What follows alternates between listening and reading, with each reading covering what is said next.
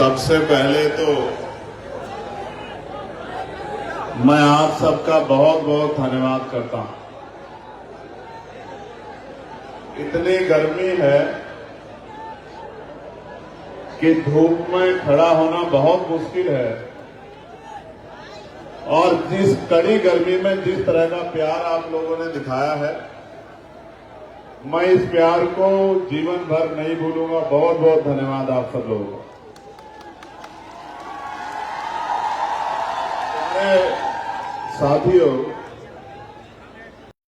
साथियों से आग्रह करूंगा कि अगर वो थोड़ी सी मदद करा देंगे व्यवस्था बनाने में, ये वाली पंक्तियां सामने वाली, तो फिर अच्छा हो जाएगा। क्योंकि जब आप लोग खड़े रहोगे तो जो पीछे वाले हैं वो परेशान बेचैन हो जाएंगे कि हम भाई को कहां से देखें।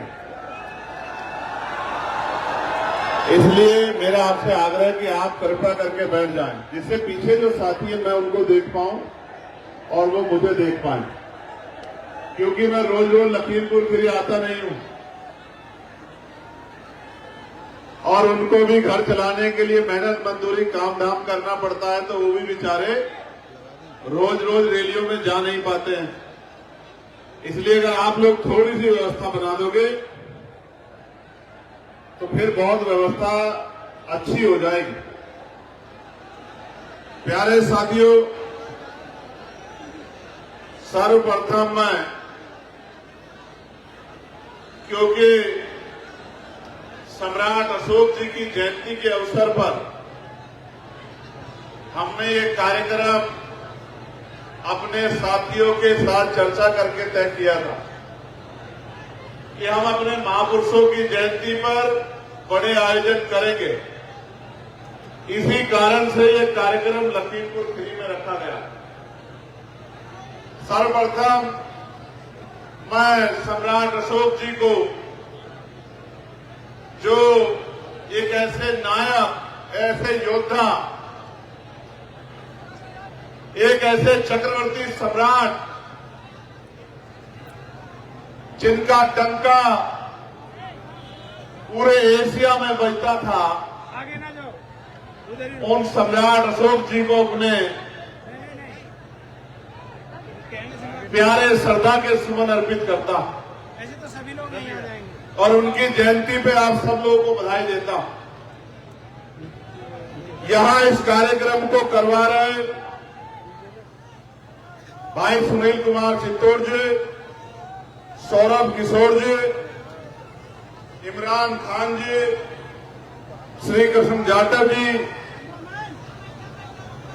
यशवंत मौर्य जी, काम यही करने आया यार, तुम अभी बात नहीं। लाखन सिंह चक जी, अनीस गाजी जी, अरविंद राजवंशी जी, अमित गौतम जी, बहन कामना जगन्नाथ जी, प्रतिमा चक जी, डॉक्टर संतोष जी, विजय सिंह जी, रोहित चौधरी जी, विष्णु चौधरी जी, सोहेल खान जी, हरदीप सिंह जी, मोहम्मद आकिब जी, भाई कुलदीप भार्गव जी, अजय गौतम जी, एडवोकेट सफीक जी, सुनील चौधरी, दाताराम वर्मा जी, दयाराम मौर्य जी, डॉक्टर निसार जी, शिव कुमार वर्मा जी, ओम प्रकाश मौर्य जी, एडवोकेट रामेंद्र वर्मा जी, तुलसीराम वर्मा जी, रामचंद्र गौतम जी, श्री पाल सिंह जी, रोहित गौतम, राहुल गौतम जी, रविकांत गौतम जी, सुषमा राज जी, जगमोहन जी,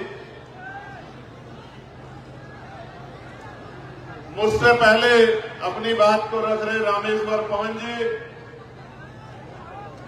भाई शेरबाज जी, ओमपाल जी, पूर्व विधायक जो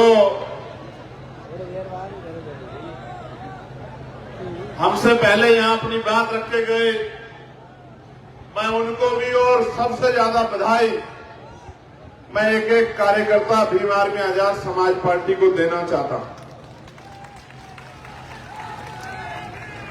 इसलिए देना चाहता हूं कि इस गर्मी में तो बड़े बड़े पेड़ पौधे मुरझा जा रहे हैं, लेकिन इस गर्मी में भी आपकी चेहरे की चमक और पसीना बता रहा है कि आपने जो ठाना है वो 2027 में कामयाब होगा।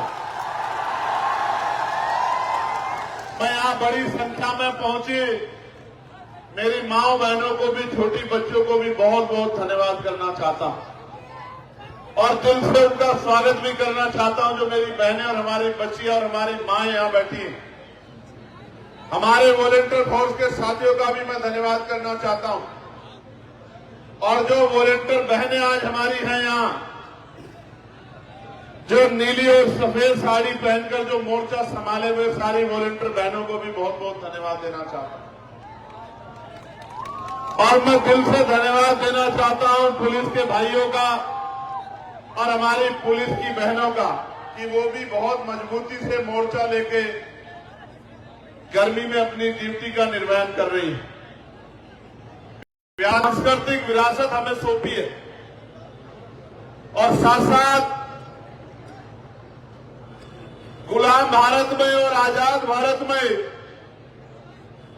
इस देश के कमजोरों को, महिलाओं को, वंचितों को, शोषितों को जगाने वाले राष्ट्रपिता ज्योतिबा फूले, छत्रपति साहूजी महाराज, डॉक्टर बाबा साहब अम्बेडकर, महामना रामस्वरूप वर्मा जी, चौधरी महाराज सिंह भारती जी, सर छोटू राम जी, बाबू शिवदयाल चौरसिया जी, ब्रह्मानंद लोधी जी, बाबू जगदेव प्रसाद कुशवाहा जी, जननायक कपूरी ठाकुर जी, रामजी संतू जी लाड, मान्यवर दीना भाना वाल्मीकि जी, मेरे गुरु मान्यवर साहब श्री काशीराम जी,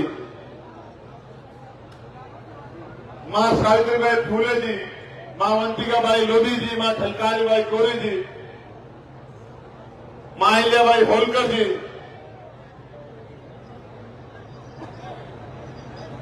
उन तमाम वीरांगनाओं को, देश के वीर अमर शहीदों को जिन्होंने देश के लिए बलिदान दिया,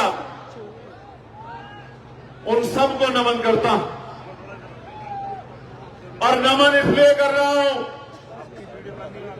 कि जब भी आप उनको पढ़ोगे, उनका जीवन देखोगे, उनका संघर्ष देखोगे, मैं गारंटी से कहता हूं कि आप भी मेरी तरह सो नहीं पाओगे। मेरे लोगों, मेरी बात को आप याद रखना।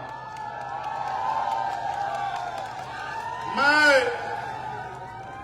उस बच्ची को भी याद करता हूं जो 7 साल की, जिसको कुलदार उठा ले गया, सिमरन को, उसके परिवार के लिए भी अपने श्रद्धा के सुमन अर्पित करता हूं। उस परिवार को उनका दुख बांटने का प्रयास करता हूं। मैं अग्निवीर के रूप में देश की सेवा कर रहे हैं लखीमपुर के लाल इंद्रजीत गुप्ता जी को भी नमन करता हूं, जिन्होंने अभी अभी शहादत दी है। प्यारे साथियों, आज लखीमपुर की इस क्रांतिकारी धरा पर जब मुझे आपके बीच आने का मौका मिला है और आप इतनी बड़ी संख्या में अपना प्यार और आशीर्वाद देने के लिए आए हैं, तो अगले 40, 50, 60 मिनट मैं आपसे अपने दिल की बात रखूंगा और मैं आशा उम्मीद करूंगा नौजवानों से, मेरी माओं से, बहनों से, बड़े बुजुर्गों से, इस मंच पर बैठे हर एक व्यक्ति से कि वो आज के बाद, यहां से जाने के बाद चैन से नहीं बैठेगा, वो गुलामी को समझेगा और गुलामी की बेड़ियों को काटने के लिए संघर्ष करेगा। प्यारे साथियों, मैं यहां के प्रशासन का भी धन्यवाद करूंगा, जिन्होंने कल रात तमाम हाय हल्ला होने के बाद हमें परमिशन दी। मैं उनका दिल की गहराइयों से स्वागत करता हूं कि वो सत्ता के आगे इतने नतमस्तक है कि जो रैली कल होने वाली है उसकी परमिशन को रात को 7 बजे तक दबा के रखते हैं। मैं उनका बहुत बहुत धन्यवाद करता हूं और मैं उन तमाम अधिकारियों को ये कहना चाहता हूं कि हमेशा आजाद समाज पार्टी इस हालात में नहीं रहेगी। मेरी बात को आप याद रखना। और हमेशा जिनको जो आज आपके दफ्तरों में परमिशन लेके आंख में आंसू लेके घूम रहे हैं कि हमें परमिशन दे दो, परमिशन दे दो, वो भी हमेशा इस हालात में नहीं रहेंगे। एक दिन आएगा कि जब उनकी गाड़ी रुका करेगी तो आप उनके सम्मान में अपने दफ्तर के बाहर खड़े हुआ करोगे। मेरी बात का भी याद रखें।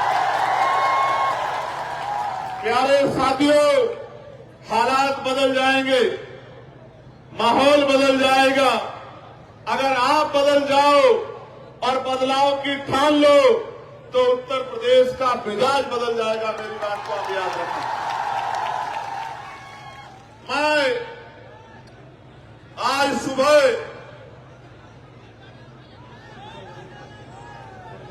शहीद आजम सरदार भगत सिंह जी से मिला। जब मैं उनसे मिला तो मुझे महसूस हुआ कि नौजवानों में कितनी शक्ति है।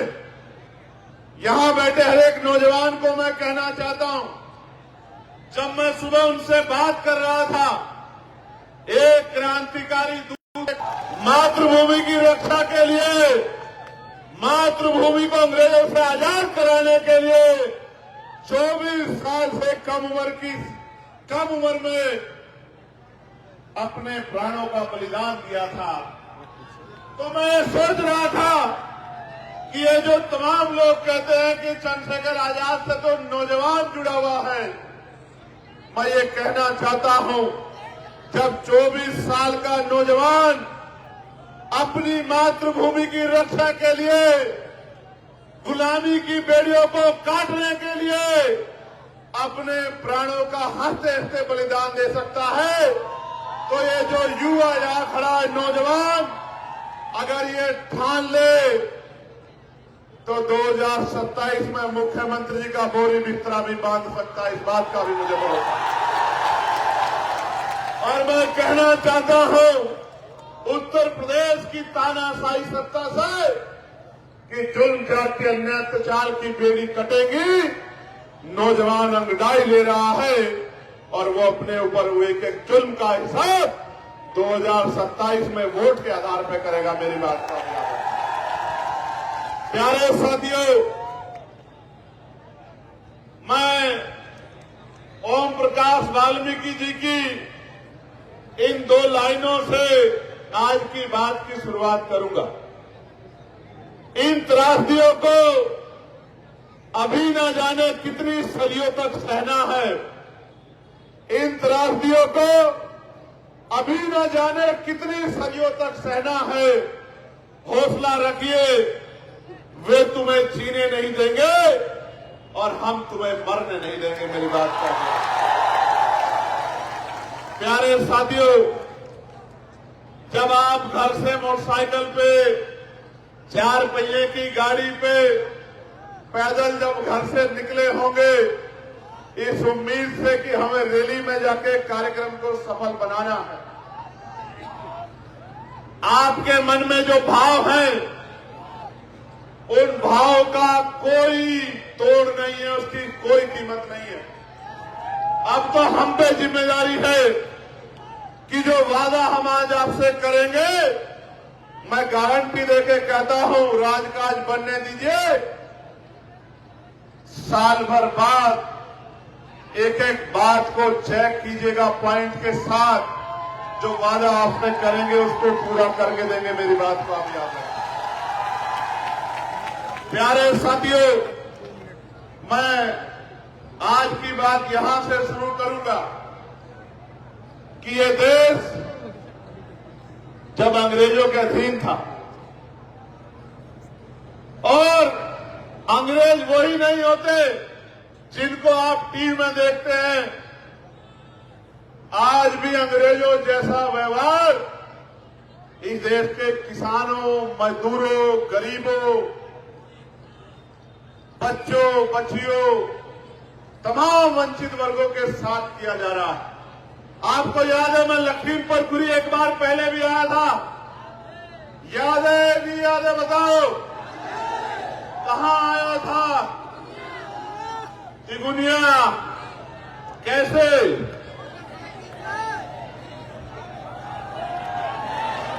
जब सीतापुर से भी पहले पुलिस ने मुझे रोककर वापस कर दिया, तो पुलिस के भाइयों का सम्मान रखते हुए 7 घंटे मोटरसाइकिल की यात्रा करके हम लोग तिगुनिया पहुंचे थे। और क्यों पहुंचे थे?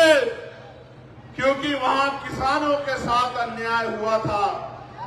गाड़ियों के पहियों के नीचे मेरे किसान परिवारों को रोन दिया गया था। मेरे आज भी याद है, मैं उन शहीद किसानों को भी उनकी शहादत पे नमन करता हूं, जिन किसानों ने बलिदान दिया। वो टायर किसानों के ऊपर नहीं चढ़ा था, वो हर एक किसान मजदूर के घर पे, उसकी फसल पे, उसके सम्मान पे चढ़ा था।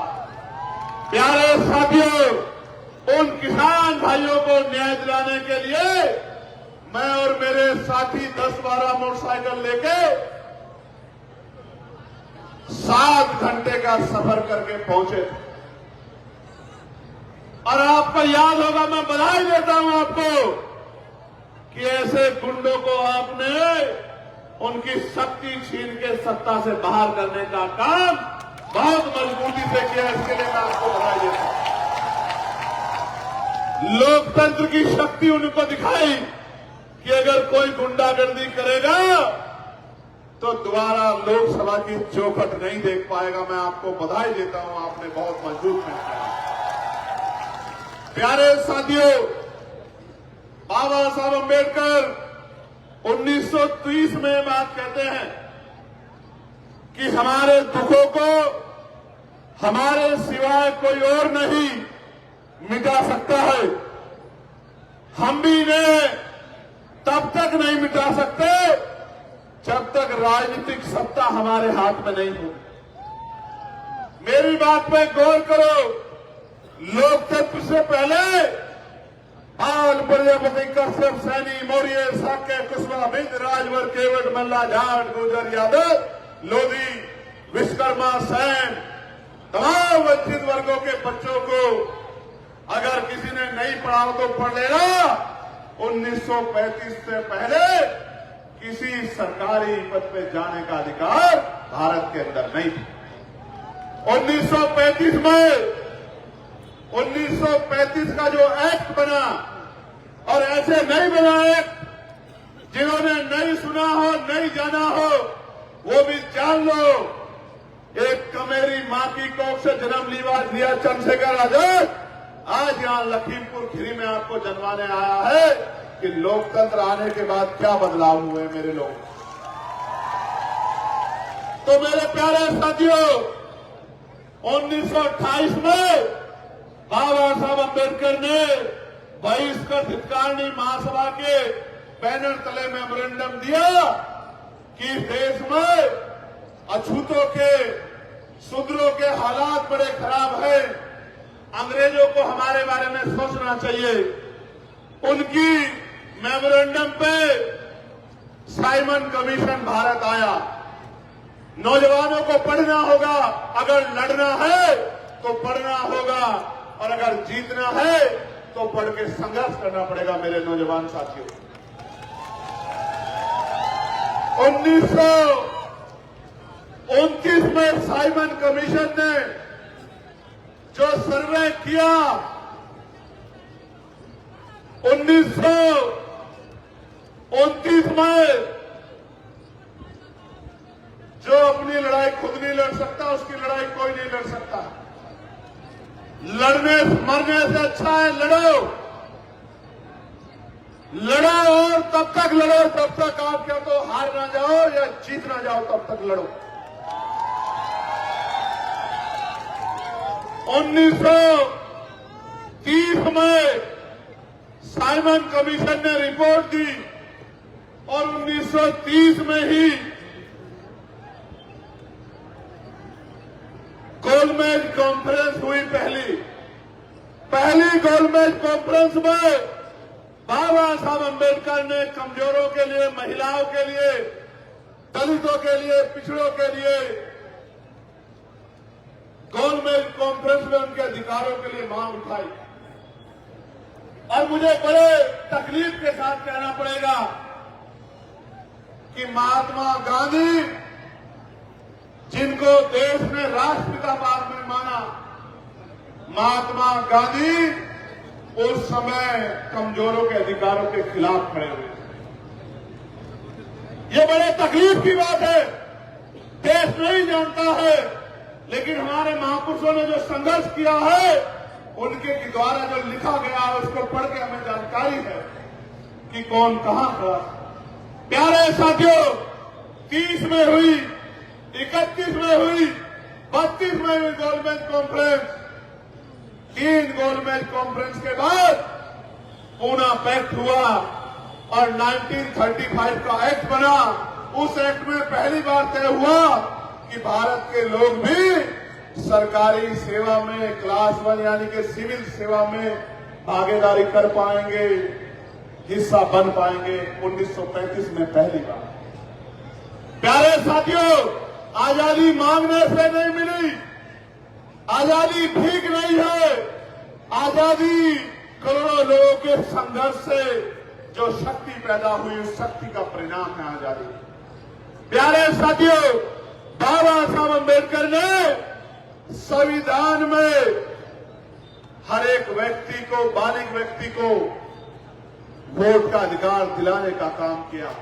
1935 तक इस देश के पैसे वाले, पूंजीपति, व्यापारी, राजशाही परिवार के लोग, जमींदार, बड़े बड़े टैक्स देने वाले, बहुत पढ़े लिखे लोग वोट करते थे, जिनकी सारी संख्या 10% थी देश की आबादी में। कितने परसेंट? जोर से बताओ, कितने परसेंट? 10%, यानी कि 100 लोग अगर थे तो 10 लोग कुर्सी पे बैठते थे और उनका फैसला भी 10% लोग करते थे। 90% लोग ना कुर्सी पे बैठते थे, ना कुर्सी पे बैठने का फैसला करते थे। और मेरी बहनों को जानना चाहिए, पुलिस की बहनें जो आज यहां खड़ी है, उनको भी जानना चाहिए कि उन 10% में एक भी महिला नहीं थी, किसी भी जाति की और किसी भी धर्म, न वोट देने वाली, न चुनाव लड़ने वाली एक भी महिला नहीं थी। SC ST छोड़िए, OBC छोड़िए, अपर कास्ट जिनको तथागत अपर कास्ट कहा जाता है, सामान्य जाति जिनको कहा जाता है, नॉन SC ST OBC जिनको कहा जाता है, उन वर्गों की महिलाएं, मुस्लिम महिलाएं, सिख महिलाएं, जैन महिलाएं भी वोट ना करती थी, ना चुनाव लड़ सकती। ये तो भला हो बाबा साहब अम्बेडकर का कि देश के संविधान में महिलाओं को बराबर के अधिकार दिए और प्रधान से लेकर प्रधानमंत्री व राष्ट्रपति महिलाएं बनी, तो बाबा साहब अम्बेडकर के संविधान की बदौलत बनी। आज अगर दरोगा बनी है, CO बनी है, इंस्पेक्टर बनी है, SSP बनी है, और जहां तक मुझे आइडिया है, इस जिले की SSP शायद कोई बहन है, कोई महिला इस जिले के SSP आई थी, ख्याति गर्ग। अगर IAS IPS बनी, अगर सेक्रेटरी, चीफ सेक्रेटरी बनी, अगर पायलट बनी, इंजीनियर बनी, तो बाबा साहब अम्बेडकर के संघर्ष की वजह से बनी, किसी आशीर्वाद की वजह से नहीं। तो प्यारे साथियों, ये जो वोट का अधिकार आपको दिलाया था, इसके बारे में आपको बताना चाहता हूं। अगर ये वोट का अधिकार नहीं होता तो ये बड़े बड़े महलों वाले, बड़ी बड़ी गाड़ियों वाले, बड़े बड़े बंगलों वाले, बड़े बड़े कुर्तों वाले, ये अमीर लोग कभी आपकी बस्तियों में पैर नहीं रखते। मेरे लोगों, आज तो चुनाव के समय आके ऐसे सर करते हैं, कहते हैं मेरी चाची हो, मेरी ताई हो, मेरी माँ हो, मेरी भाभी हो, मेरी बहन हो, मेरी बेटी हो, और कहते हैं कि हमारे सर पे हाथ रख दो, हम आपकी लड़ाई लड़ेंगे। ये अगर ताकत बनी है, जिन मोहल्लों में जाने के लिए गाड़ी का रास्ता नहीं है मेरे लोगों, जिन मोहल्लों में गंदगी है, नालियां साफ नहीं है, सीवर साफ पानी नहीं बाहर निकल पाता, निकासी की व्यवस्था नहीं है, जहां झोपड़ियां है, जहां टूटे हुए मकान है बिना प्लस्तर के, जहां गरीब माएं आंसू बहा रही है कि कब उनका जीवन बदलेगा, जहां मेरी बहनें इंतजार कर रही है कि उनकी किस्मत कैसे बदलेगी, उन बस्तियों में अगर आज कोई जाता है, कहता है ताऊ जी, चाचा जी, भैया जी, सर पे हाथ रख दो, चाय P low, cold drink P low, अपने घर का खाना खिला दो, नमस्ते करता है, सलाम करता है, ईद मनाने की बात करता है, दिवाली होली मनाने की बात करता है, तो ये इस वजह से करता है कि आपकी उंगली में वो ताकत है, जिसको चाहो कुर्सी पे बिठा दो और जिसको चाहे जमीन पे पटक दो। ये बाबा साहब अम्बेडकर है। मेरे लोगों सोच के देखो, अगर ये वोट का अधिकार चला जाए आपसे, जिस गांव में जिसपे वोट नहीं होती, कोई छोटा चुनाव देख लेना प्रधानी का, उसके दरवाजे पे कोई नहीं जाता है। जाता है क्या? बताओ जोर से, जाता है क्या? आपके घर अगर कोई मेहमान आ जाए जिसकी वोट ना हो, क्या उसके भी कोई ऐसे ही पैर पकड़ता है क्या? क्यों नहीं पकड़ता? क्योंकि उस पर वोट। तो ये बाबा साहब अम्बेडकर ने ऐसा हथियार आपको दिया है, ऐसा हथियार दिया है कि ये करोड़ों रुपए से कीमती है मेरे लोगों। 5 किलो राशन पे, चंद पैसों पे, शराब पे भावनात्मक होके अगर आप अपने वोट को किसी को दे देते हो, तो आप अपने लिए खाई खोद लेते हो। वोट दो धारी तलवार है। अपने व्यक्ति को दिया जो आपकी लड़ाई लड़ रहा है, तो उसको ताकत मिलेगी, उसको ताकत मिलेगी, तो वो ताकत आपकी होगी। और गलती से कहीं किसी की बातों में आके किसी गलत आदमी को दे दिया, उसको ताकत मिलेगी, उसको ताकत मिलेगी, तो आपके बच्चों की शिक्षा, चिकित्सा, रोजगार को खत्म करके आपको अपंग बना देगा। मेरी बात को अभी आज जो धर्म के नाम पे वोट दे रहे हो, धर्म के नाम पे बेवकूफ बन रहे हो, जो धर्म के ठेकेदार चुनाव में आके आपको कहते हैं हमें वोट दे दो, 5 साल चुनाव के बाद आपकी बस्तियों में आते हैं क्या? ईमानदार से अपना हाथ उठा के बताओ, आते हैं क्या चुनाव के बाद? चुनाव के बाद आते हैं क्या? जब आपको अपने बच्चे के लिए फीस की जरूरत होती है, कपड़े की जरूरत होती है, इलाज के लिए पैसों की जरूरत होती है, बेटी की शादी के लिए पैसों की जरूरत होती है, जब आपको घर बनाने के लिए पैसों की जरूरत होती है, तमाम जरूरतें होती है, कोई आता है क्या नेता आपके घर? बताओ मेरी माँ बहनों, बताओ मेरे भाइयों, आता है क्या? क्यों नहीं आता? वो सुना है ना आपने कि मतलब निकल गया तो पहचानते नहीं। जब मतलब निकल जाता है, जब आप वोट उनको दे देते हो, फिर हम आपके हैं। कौन? हम आपके हैं। हाँ, फिर यही बात आती है जब उन बड़े बड़े लोगों के दरवाजे आप जाते हो, तो वो दरवाजे से आपको लौटा देते हैं कि जाइए अपने घर, आप कौन? हम आपको नहीं जानते। इसलिए बाबा साहब ने तो वोट आपको इसलिए दी, उनकी सोच ये थी कि जिनको सदियों तक कुर्सी पे बैठने नहीं दिया गया, जिनके फैसले लंबे समय दूसरे लोगों ने किए, जिनको उनके अधिकार नहीं मिले, उन शोषितों, वंचितों को भी इस वोट के द्वारा राजकाज करने का मौका मिलेगा। आप महसूस करके देखो वोट की ताकत। आज वही चंद्रशेखर है जिसको अपमानित करते हुए पुलिस पकड़ के जेल में डाल देती थी, आज आपके वोट की ताकत से, नगीना के लोगों के आशीर्वाद की वजह से लोकसभा में खड़ा होकर आपके हाथों के लिए दहाड़ने का काम करता है। ये वोट की ताकत है मेरे लोगों। जो कल तक आंखों से गुर्राते थे, आज सम्मान से सलूट मारते हैं। ये आपकी वोट की ताकत है। और अभी तो ये ताकत कम है मेरे साथियों।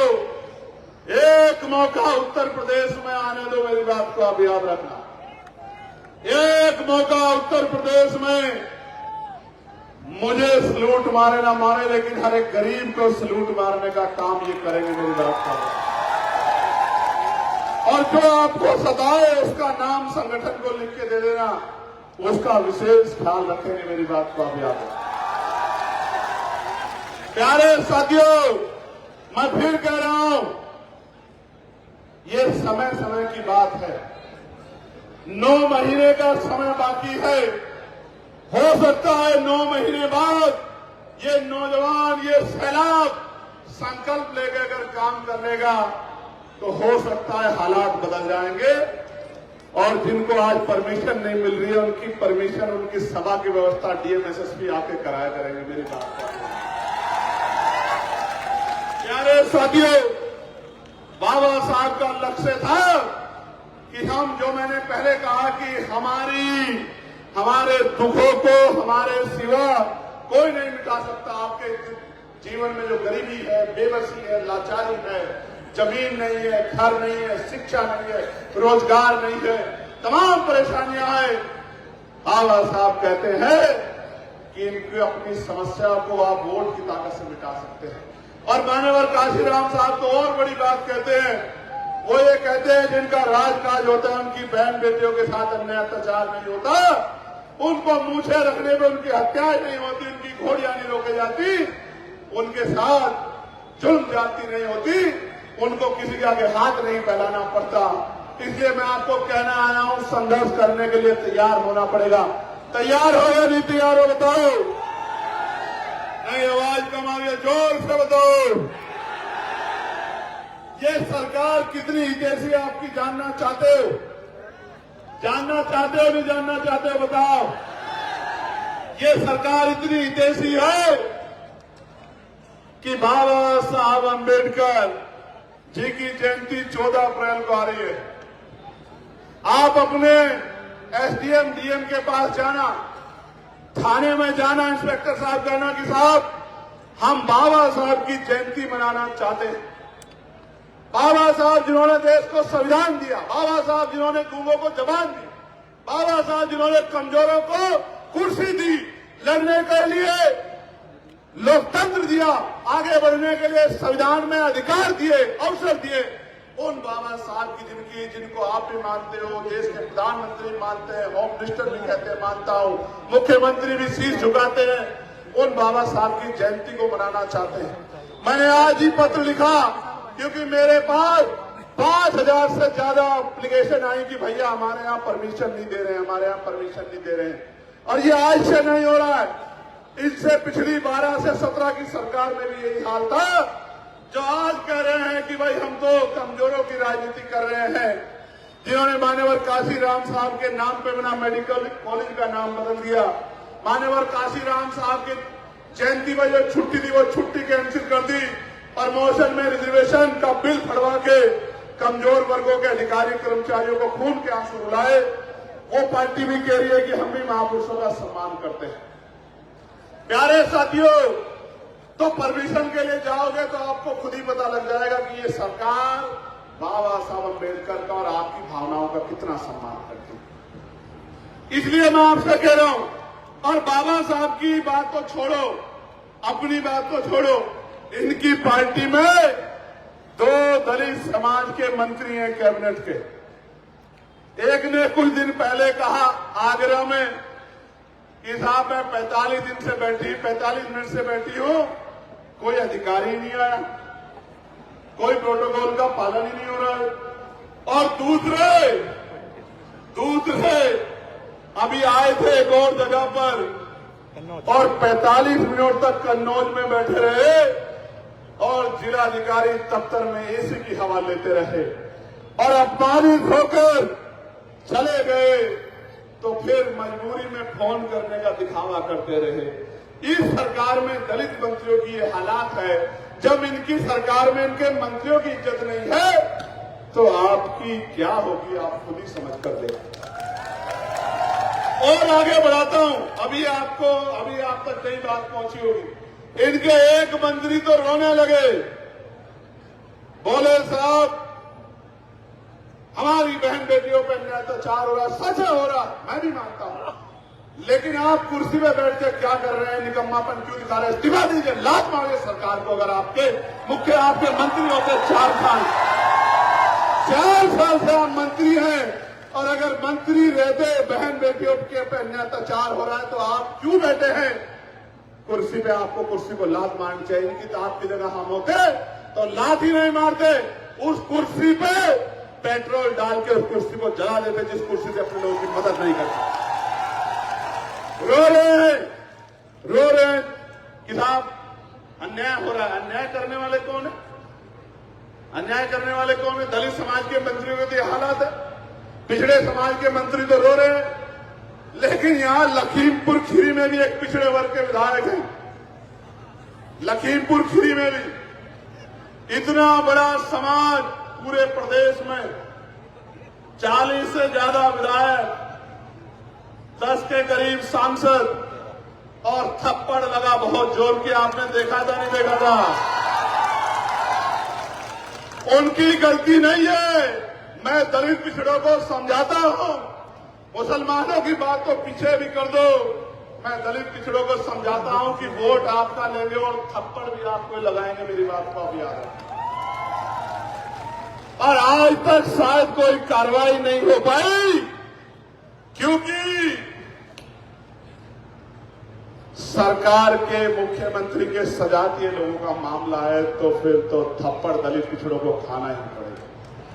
वोट आपकी लेते हैं, वोट आपकी लेते हैं दलित पिछड़ों की, सरकार अपनी बनाते हैं और उस सरकार में आपके मंत्रियों को और आपके विधायकों को थप्पड़ मार मार के गाल सुजा देने का काम करते। ये है ये सरकार, जिस सरकार को आप कमजोर वर्गों की सरकार इनके कहे पे मानने लग जाते हैं। प्यारे साथियों, इसलिए कह रहा हूं, मुझसे कई लोग कहते हैं कि चंद्रशेखर भाई आप डरते नहीं हो, ये आपकी हत्या कर देंगे, ये आपको साजिश करके झूठा मुकदमा लगा के जेल में डाल देंगे। कई लोग कहते हैं आप रात को आपको फोन करते हो, आप जागे हुए मिलते हो, सोते क्यों नहीं हो? मैं आज आपको एक सच बता देना चाहता हूं। सुनना चाहते हो? जोर से बताओ, सुनना चाहते हो? हाँ सुनो फिर। मैं जब सोता हूं तो 4 से 5 महापुरुष मेरे सपने में आते हैं। जैसे ही मैं सोता हूं, कभी कोई से कभी कोई से, एक गए, आंख लगी दूसरे आ गए। कभी राष्ट्रपिता ज्योतिबा फूले आते हैं, कभी साहू जी महाराज आते हैं, फिर बाबा साहब अम्बेडकर आते हैं, फिर मान्यवर काशीराम आते हैं, फिर माननीय रामसुख वर्मा आते हैं। और बार बार मुझसे कहते हैं कि जब यहां कमजोर वर्गों के लोग खून के आंसू रो रहे हैं, उनकी बहन बेटियों पर जुल्म जातीय अत्याचार हो रहे हैं, उनका नौजवान तबका बेरोजगारी के मार सह रहा है, थाने कचहरियों में उनकी सुनवाई नहीं हो रही है, तो तुझे कैसे नींद आ जाती है? तू बेहोश हो रहा है। तो फिर मैं एकदम से जाग के खड़ा हो जाता हूं, फिर मैं उठकर बैठ जाता हूं। मेरे परिवार के लोग पूछते हैं क्या हो गया है, क्यों ऐसे अचानक उठे हो? तो मैं उनको एक ही बात कहता हूं कि अभी महापुरुषों का काम अधूरा है, उनके सपने अधूरे हैं। अभी सोने का नहीं, जागने का समय मेरे लोगों। मैं आपको भी कह रहा हूं। वो बार बार मुझे झुलाते हैं, मेरे कपड़े खींचते हैं, मुझसे पूछते हैं कि क्यों नहीं कमजोरों को इनका अधिकार दिला पा रहे। मैं हमने लोकतंत्र दे दिया, हमने संविधान दे दिया, हमने अधिकार दे दिए, संगठन बनाना सिखा दिया, लोगों को भाईचारा बनाना सिखा दिया, गरीबों की जोड़ के ताकत बनानी सिखा दी। फिर ऐसी क्या बात है कि आप लोग इस राजकाज को बना के इन गरीबों को इनके अधिकार नहीं दिला पा रहे? तो फिर मैं सोचता हूं कि बात तो उनकी सही। मैं आपको भी पूछना चाहता हूं, क्या कोई कमी बाकी है अब हमारे संघर्ष में? आप बताओ, कोई ऐसी कमी जिसके बाद इसको पूरा करना बाकी हो, जिसके बाद आप कमर कस लो? और जिस तरह 8 घंटे पेट पालने के लिए संघर्ष करते हो, तो 1 घंटा अगर आप दिन का निकाल के भाईचारा बनाने के लिए लोगों को जगाने का काम करते हो, मैं गारंटी से कहता हूं कि 2027 में ही बदलाव हो जाएगा और नीले पटके वाला आजाद समाज पार्टी का कोई ना कोई कार्यकर्ता 5 कालिदास मार्ग में बैठेगा। मेरी बात को आप याद रखें। और जिस दिन 5 कालिदास मार्ग में किसी किसान, कमजोर, दलित, पिछड़े, जाति के आधार पे नहीं, विचार के आधार पे, जाति वालों का तो मैंने आपको बता दिया कि डीएम नहीं आता, एसडीएम नहीं आता, एडीएम नहीं आता, एसएसपी नहीं आता, और थप्पड़ खाने पड़ते हैं और मंचों पे रोना पड़ता है। जो बाबा साहब फूले साहू पेरियार काशीराम साहब के विचार को मानने वाला हो, जब ऐसा आदमी, ऐसा आपका बेटा, आपका भाई, आपकी बेटी जब 5 कालिदास मार्ग में बैठेगी या बैठेगा, तो मेरी बात को याद रखना, आपको किसी दफ्तर के बाहर जाके लाइन नहीं लगानी पड़ेगी। मेरे लोगों को याद रखना, जिस काम के लिए आज दफ्तरों के बाहर लाइन लगाते हो, वो काम करने के लिए अधिकारी आपके मोहल्ले में आके टेबल कुर्सी लगा के आपका काम किया करेंगे। मेरी बात को आप याद रखना, ये चंद्रशेखर आजाद का वचन है आपको, ये वचन है चंद्रशेखर आजाद का आपको। जिन अधिकारियों के दफ्तरों में आज इस सरकार में आप पूरे दिन कागज लेके बैठे रहते हो और कोई सुनने वाला नहीं होता, और अधिकारी बड़ा आदमी आता है, सीधा अंदर जाता है, मिलके चला जाता है, और जब अधिकारी कमरे से बाहर निकलता है तो घूरते हुए पता नहीं कहां से आते गरीब लोग। आज जिनको इस तरह का जुल्म सहना पड़ रहा है, जब कागज लेके यहाँ खड़े और वहां से रो के कह रहे हैं कि हमें बचा लो बचा लो, मैं उन सब गरीबों को कहना चाहता हूं, अगर आपने काम किया, नौजवानों याद करो, मैंने बताया ना, शहीद आजम सरदार भगत सिंह 24 साल के भी नहीं थे, करतार सिंह सराभा 19 साल के थे। मैं आपको कहना चाहता हूं, अगर आपने अपनी शक्ति को पहचान लिया और मेरी बात पे पहरा देके आपने काम किया, भाईचारा बनाया, एक वोट को तैयार किया, संगठित करके आजाद समाज पार्टी का बटन दबाया, तो मैं आपको कहना चाहता हूं कि किसी गरीब को किसी अधिकारी के दफ्तर के बाहर बैठकर इंतजार नहीं करना पड़ेगा। जब वो गरीब, हालांकि समस्याओं का हल तो योजनाओं से हो ही जाएगा, लेकिन कहीं कोई घटना होगी तो उस जिले के अधिकारी चैन से नहीं सोएंगे, वो भी उसी हालात में रहेंगे जिस हालात में गरीब परिवार हमारे रहते हैं। मेरी बात को आप याद रखें। प्यारे साथियों, यहां गुलदार की बड़ी समस्या है या नहीं है बताओ? मेरे यहां पर भी उधर नगीना में है, आपने देखा होगा 4-5 दिन पहले मैंने इस मामले को उठाया, और मैं आपको बताना चाहता हूं सरकार किस तरह हमसे भेदभाव करती है। गौर से सुनो, इन बड़ी गाड़ियों वालों को गुलदार कुछ नहीं कहता, नहीं कहता ना। आपने सुना भेड़िए ने, गुलदार ने किसी गाड़ी वाले को पकड़ लिया? नहीं पकड़ता ना। क्यों नहीं पकड़ता? कि बड़ी गाड़ियों वाले अपनी गाड़ी से निकलते हैं, साइकिल से, पैदल से, मोटरसाइकिल पे कौन निकलता है? आपके मेरे परिवार का व्यक्ति, किसान मजदूर निकलता है ना, उनके बच्चे बचिया।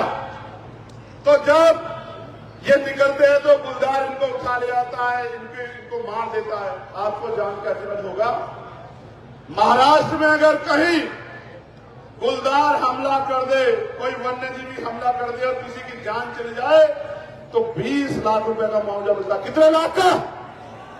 20 लाख का। और उत्तर प्रदेश में कितने लाख का मिलता है? 5 लाख का। कितने लाख का? वहां भी डबल इंजन की सरकार, यहां भी डबल इंजन की सरकार। और 2023 में केंद्र की सरकार ने 5 लाख की राशि बढ़ा के 10 लाख कर दी थी, लेकिन उत्तर प्रदेश की निकम्मी सरकार ने, ढोंगी सरकार ने 5 लाख रुपए से 1 पैसा नहीं बढ़ाया, जबकि दूसरी जगह पे 20-20 लाख रुपए मिल रहे हैं। मैं आपको बताना चाहता हूं, उनको पता है गुलदार किसी अमीर को, किसी नेता, किसी पैसे वाले को नहीं ले जाता, उसके बच्चों को नहीं मारता, गरीबों को, किसानों, मजदूरों के बच्चों को मारता, तो मारने दो। इनकी जान की कीमत सरकार की नजर में 5 लाख रुपए। प्यारे साथियों, ये भेदभाव इस सरकार में हमारे और आपके साथ हो रहा। अभी मैंने 3 दिन पहले जिनको राशन डीलर कहते हैं उन भाइयों की आवाज उठाई। महाराष्ट्र में 3.25 रुपए करीब उनको जो है लाभांश कमीशन मिलता है। उत्तर प्रदेश में 90 पैसे मिलता है। जब 90 पैसे मिलता है, कई जगह पे देखा गया कि मजबूरी में वो कुछ राशन में से कटौती करते हैं, जो राशन मिल रहा।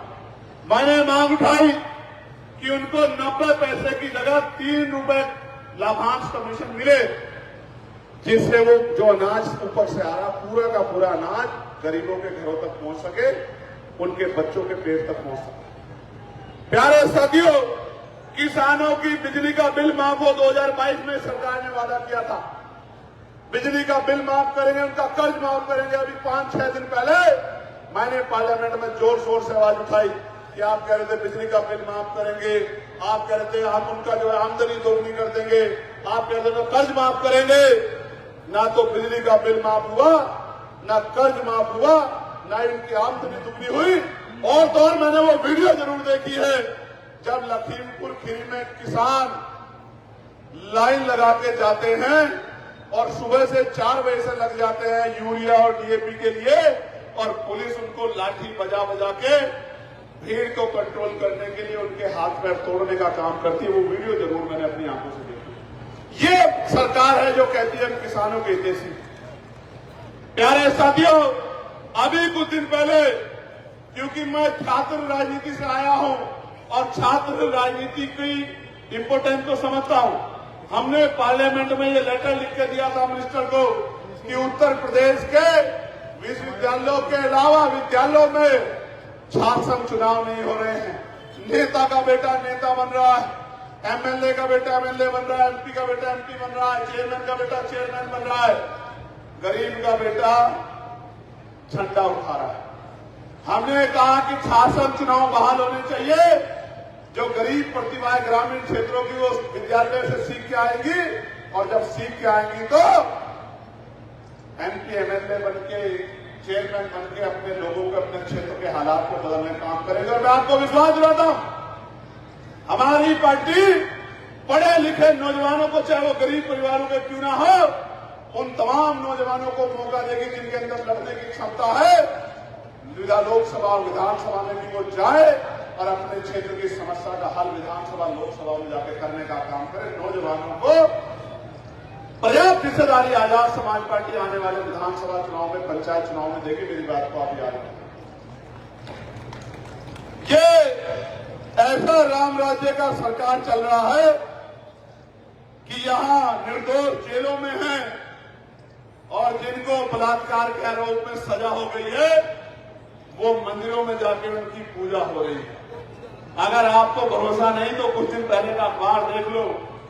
एक दिन को जो संत कहते थे उनको बलात्कार के आरोप में सजा हुई और वो अयोध्या में जाके उनका जो है उनकी पूजा हो रही है। मुझे देख के बड़ी घृणा आती है कि बेटियों की रक्षा करने वाले की, पकड़ने की बात करने वाली सरकार बेटियों के बलात्कारियों को सम्मान देने का काम करेगी। ये बहुत बड़ी मुसीबत है। ऐसा हमने कहीं और भी देखा था। शेरवाज भाई को याद होगा, हमने गुजरात में भी साहबानों को उसमें देखा, जिन्होंने साहबानों के साथ जुल्म जाति अत्याचार किया, उसकी अस्मत को लूटने का काम किया। उनके गले में मालाएं पहनाने का काम इस भारतीय जनता पार्टी की सरकार ने, इनके लोगों ने किया। ये है इनका चरित्र। इसलिए मैं आपको कहना चाहता हूं मेरे लोगों, आज नहीं तो कल, चाहे लूट पिट के, चाहे रोध होके, तब मेरी बात को मान लेना, या फिर आने वाले 7, 8, 9 महीने के लिए मेरी बात को मान के संघर्ष कर लो। एक रास्ता चुन लो। आपकी किस्मत, आपका जीवन, आपका भविष्य आपके हाथों में, किसी और के हाथों में नहीं। राजकाज बना लोगे तो राजकाज बनते ही जितना बैकलॉग बकाया है, सारे बैकलॉग को पहली कैबिनेट में पूरा करने के लिए जो है प्रस्ताव लाके पक्की नौकरियां नौजवानों को देने का काम करेंगे। मेरी बात को, चाहे वो 69,000 शिक्षक भर्ती के बच्चे हों या किसी और भर्ती के, जिनके साथ अन्याय हो उनके साथ ऐतिहासिक न्याय करने का काम करेंगे। तहसील स्तर पर आईएएस, पीसीएस और तमाम प्रतियोगी परीक्षाओं के लिए सेंटर स्थापित करेंगे निःशुल्क, जहां गरीबों के बच्चों को अच्छी कोचिंग मिल जाए। प्यारे साथियों, नगर पालिका स्तर पे हाईटेक लाइब्रेरी बनाकर स्थानीय बच्चों को बहुत कम पैसे में परीक्षा की तैयारी करने का अवसर देंगे। आशा बहनें, आंगनबाड़ी बहनें, भोजन माताएं, सहायिकाएं, तमाम बहनों को राज्य कर्मचारी का दर्जा दिलाने का काम करेंगे।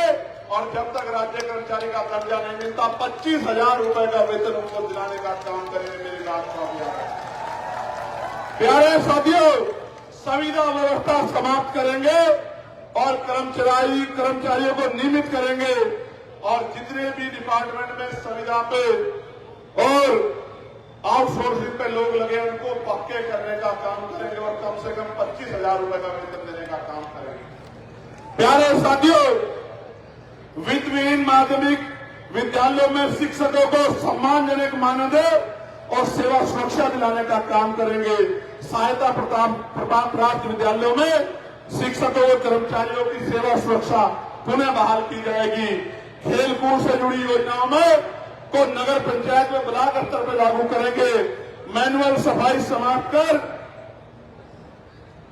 नगर पंचायत और ब्लॉक स्तर पे और ग्रामीण स्तर पे मशीन आधारित व्यवस्था लागू करेंगे।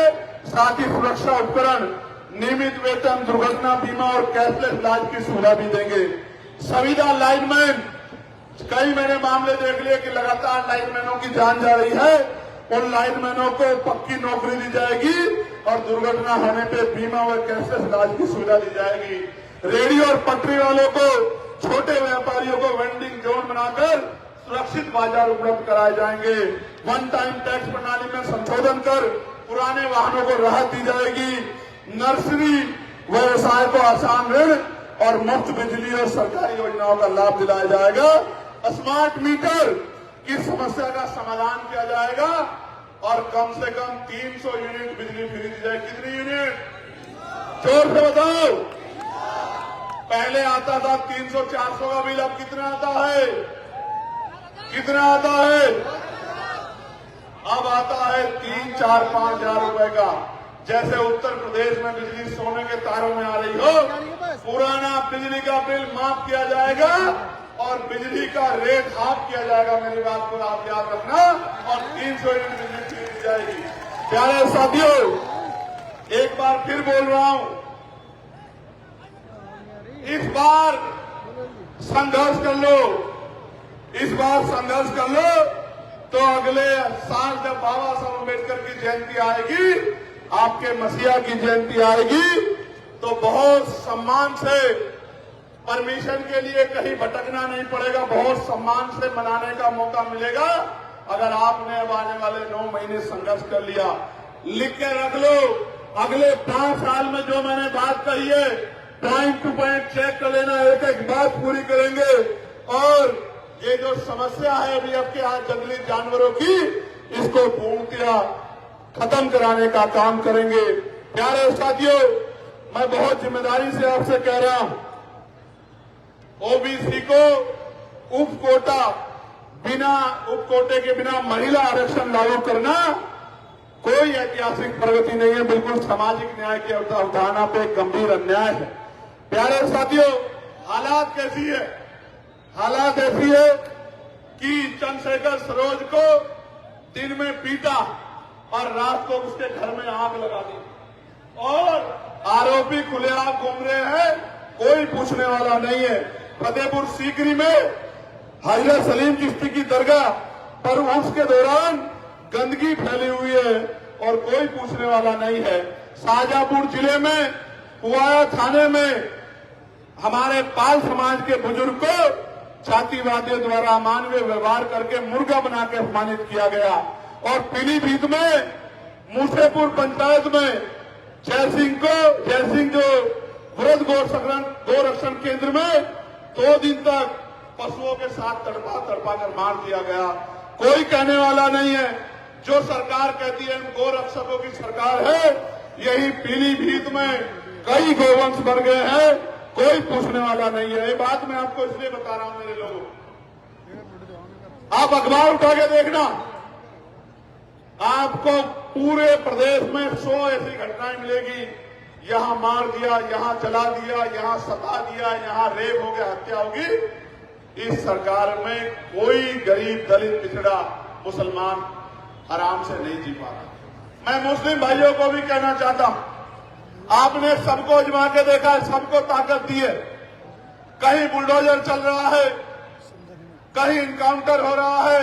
और बीजेपी के एक विधायक ही कह रहे थे, मैं एक इंटरव्यू में सुन रहा था, देवेंद्र सिंह जी, वो कह रहे थे 90% इनकाउंटर झूठे करवा रही है सरकार और अधिकारी अपने नेताओं को खुश करने के लिए करवा रहे हैं। मैं आपको बताना चाहता हूं, ये गुंडागर्दी की सरकार का इलाज ये नीले झंडे वाले ही करेंगे। मेरी बात को आप याद आज मस्जिदों पे, मदरसों पे, खानकाहों पे जिस तरह का हमला हो रहा है, धार्मिक आजादी को जिस तरह कुचला जा रहा है, ये सब आपके और मेरे सामने है। कोई कहने वाला, कोई सुनने वाला नहीं है। कोई आवाज उठाता है। आपके नेता आजम खान देखो जेल में सड़ रहे हैं। आपके और नेताओं का क्या हाल किया है। ये अपने नेताओं की रक्षा नहीं कर सकते, आपकी मेरी रक्षा क्या करेंगे। इसलिए मैं आपको भी कहना चाहता हूं, डर कर वोट मत करो, अपनी हिस्सेदारी के साथ वोट करो, स्वाभिमान सम्मान के साथ वोट करो। आजाद समाज पार्टी का दामन थानो और सम्मान, स्वाभिमान सम्मान के साथ अपनी वोट के अधिकार के साथ आगे बढ़ो। अगर आप डर कर वोट करोगे तो वही मिलेगा जो मिलता है। फिर मत कहना कि आओ चंद्रशेखर भाई हमें बचा लो, बचा लो, बचा लो। क्यों? क्योंकि और तो कोई आपकी बात को सुनने वाला नहीं। आप चेक करके देखो, मैं आपसे कह रहा हूं, अल्पसंख्यक आयोग ने पिछले 11 साल में एक भी रिपोर्ट पेश की है, एक भी रिपोर्ट। और इतना नेता किसी ने सवाल नहीं किया कि फिर ये आयोग कर क्या रहा है। अगर ये एक भी रिपोर्ट पेश नहीं कर रहा, फिर ये नेता कर क्या रहे, फिर ये आयोग कर क्या रहा है। इसलिए मैं आपको कहना चाहता हूं, हमने तो पॉलिसी बनाई है, ऐसी शिक्षा व्यवस्था लागू करेंगे कि जहां अमीरों के बच्चे पढ़ते हैं उन स्कूलों को भी छोड़ के अमीर भी अपने बच्चों को उन्हीं सरकारी स्कूलों में पढ़ाएंगे जिन स्कूलों में गरीब के बच्चे पढ़ेंगे। मेरी बात को आप याद रखें। ऐसी हेल्थ पॉलिसी लागू करेंगे कि इलाज की और पैसे की कमी कारण किसी को अपना घर, जमीन किसी के आगे गिरवी नहीं रखनी पड़ेगी। ऐसी कानून व्यवस्था लागू करेंगे कि गरीब, किसान, मजदूर को कोई जुल्म जाति का शिकार नहीं बना पाएगा। और मैं बहुजन मीडिया के भी अपने भाइयों बहनों का बहुत बहुत धन्यवाद करना चाहता हूं। ये बेचारे कहीं हरियाणा से चल के आते हैं, कहीं उत्तर प्रदेश के उस कोने से चल के आते हैं, कहीं मध्य प्रदेश से चल के आते हैं, कई दिन पहले आके यहां इसकी प्रक्रिया को दिखाने का काम करते हैं। मैं इनका भी बहुत बहुत धन्यवाद। कुछ तो ऐसे हैं जो आके मुझे पैसे भी देके जाते हैं।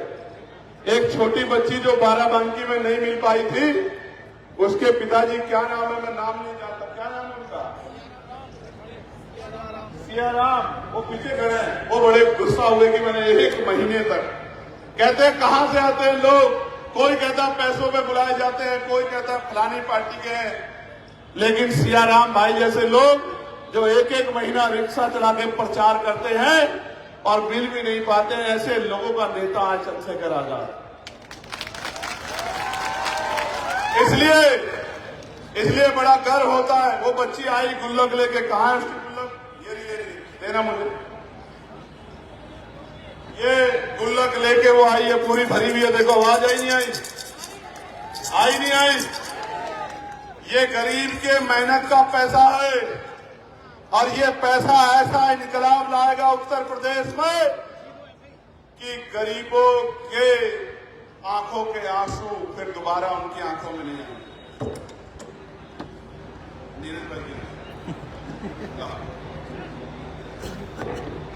ये एक मां है जो ये पैसे लेके आई। नोट की मोटाई इतनी बढ़ गई है कि वजन तोलोगे तो कई नोट के बराबर होगा। ये पसीना है गरीबों का, मजदूरों का पसीना। ये पैसा ऐसे नहीं आया। ये वो 50 का नोट है जो आजकल मार्केट में कम दिखता है। देखो रीज बाबू, देखो विशाल, निरंजन, देखो जो नहीं दिखता, ये मेरी मां ने उठा के रखा है। मेरे पास शब्द नहीं है। एक मेरा छोटा भाई देना, ये अंशुल है इसका नाम, वो पेंटिंग रखी है। ये कल इसने बनाई अपने खून से पेंटिंग।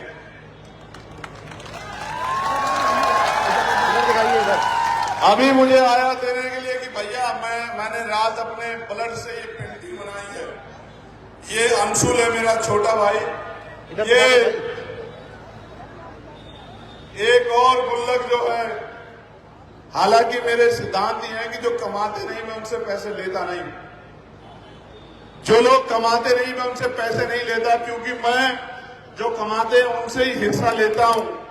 इसलिए लेता हूं क्योंकि वो मेहनत करके पैसे कमा रहे हैं, लेकिन जो नौजवान उनकी लड़ाई लड़ रहा है, ना धूप देख रहा है, ना छांव, ना आंधी, ना तूफान, ना दिन ना रात, ऐसे लोगों को कार्यक्रम कराने के लिए किसी के आगे हाथ ना फैलाना पड़े, इसलिए मैं इन सब का दिल की गहराई से शुक्रिया अदा करता हूं, धन्यवाद करता हूं। और ये कहना चाहता हूं, इनको बुला दो, बुला दो, बुला दो, बुला दो, लिया आवाज, लोगों के बीच में जा, उनको जगा। और दूसरा, मेरे ऐसे परिवार के लोग मेरी हिम्मत बढ़ाने का काम करते, इस वजह से चंद्रशेखर आजाद को रोकना मुश्किल ही नहीं, नामुमकिन है। मेरी बात को आप याद रखें।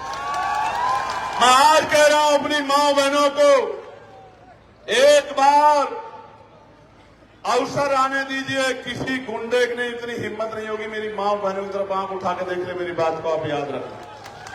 और हवा में नहीं कह रहा हूं, 1 साल बाद रजिस्टर चेक करा लेना। अगर किसी थाने में किसी बहन बेटी के साथ अन्याय की एप्लीकेशन आ गई और एप्लीकेशन जिसके खिलाफ आई, अगर वो रात को अपने पैरों पे अपने घर में सो गया, तो मैं मानूंगा कि चंद्रशेखर आजाद ने आपसे झूठ बोला, धोखा दिया आपको। मेरी बात को आप याद,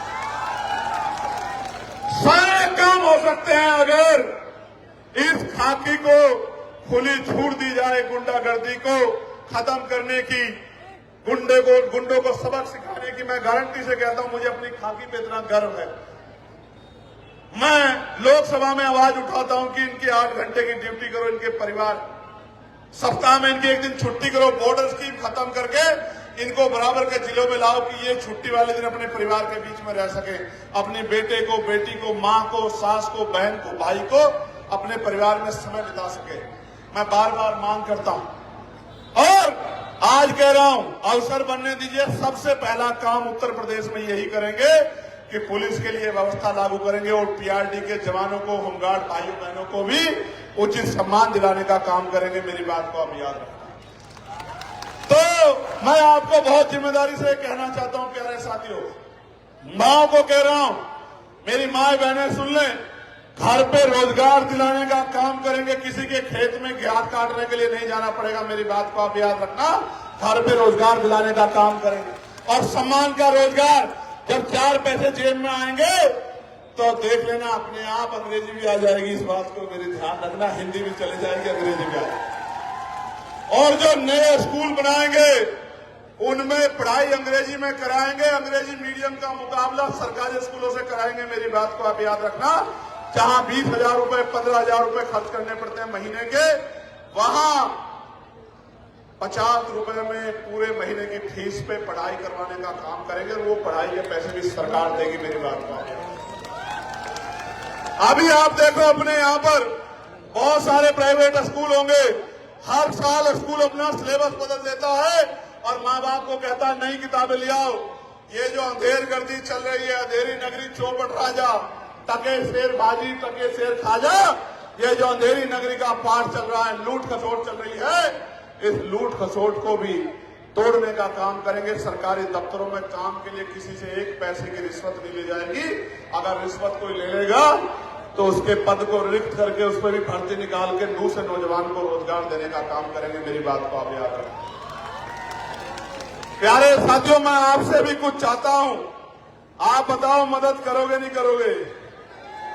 दोनों हाथ उठा के बताओ, करोगे नहीं करोगे मदद?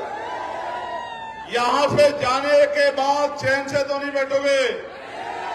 घर घर जाके, गली गली जाके काम करोगे नहीं करोगे? माँ को, बहनों को जोड़ने का काम, जगाने का काम करोगे नहीं करोगे? वोट का इस्तेमाल करना जान गए हो नहीं जान गए हो? अपनी ताकत बनाओगे या नहीं बनाओगे? किसी की बातों में तो नहीं आओगे। अगर बातों में आओगे तो फिर 5 साल जुर्म जाते अत्याचार सहने के लिए तैयार रहना पड़ेगा। फिर कहना चंद्रशेखर भाई आ जाओ, किसानों को गाड़ियों से कुचल दिया, चंद्रशेखर भाई आ जाओ, लाठियों से पीट दिया, चंद्रशेखर भाई आ जाओ, घर जला दिए। और मैं आज कह रहा हूं, ताकत बना लो, आप घर घर में चंद्रशेखर पैदा हो जाएंगे। मेरी बात को आप याद रखें।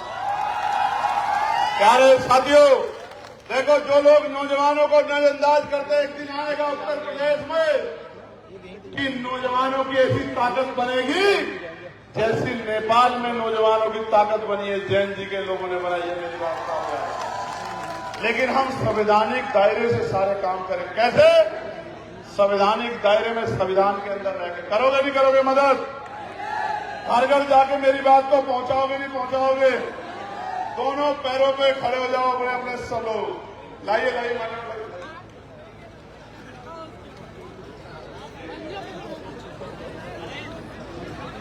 आपका नाम क्या है? सुंदरलाल जी। इनका नाम ही सुंदर नहीं है, ये भी बहुत सुंदर है दिल के। ये केतली भी लाए हैं और इस केतली में लिफाफा भी लाए हैं पार्टी को सहयोग करने के लिए। मैं सुंदरलाल जी का बहुत बहुत धन्यवाद करता हूं। और मैं सुंदरलाल जी को कहना चाहता हूं, ये लड़ाई बहुत महत्वपूर्ण है। इस लड़ाई में काशीराम साहब कहते थे जो सहारा देगा वो सहारा मिलेगा। अगर आप पूंजीपतियों से मदद लोगे तो आज की सरकार की तरह पूंजीपतियों के लिए काम करोगे, और अगर गरीबों से मदद लोगे, गरीबों को मालिक बनाओगे, अगर पूंजीपतियों को मालिक बनाओगे तो उनके हिसाब से काम करोगे, और अपना मालिक गरीब जनता को बनाओगे तो उनके हिसाब से काम करोगे। मैं आपको कहना चाहता हूं, हमारे मालिक तो आप हैं लोकतंत्र में। मदद करोगे नहीं करोगे बताओ? ऐसे मुट्ठी बंद करो, ऐसे आवाज दो। जय भीम, जय भारत, जय संविधान, जय मंडल, जय जोहर। एक घोषणा और बाकी है, घोषणा नहीं है, ये होगा। आजाद समाज पार्टी ताकत में आएगी। अति पिछड़े समाज को 27% से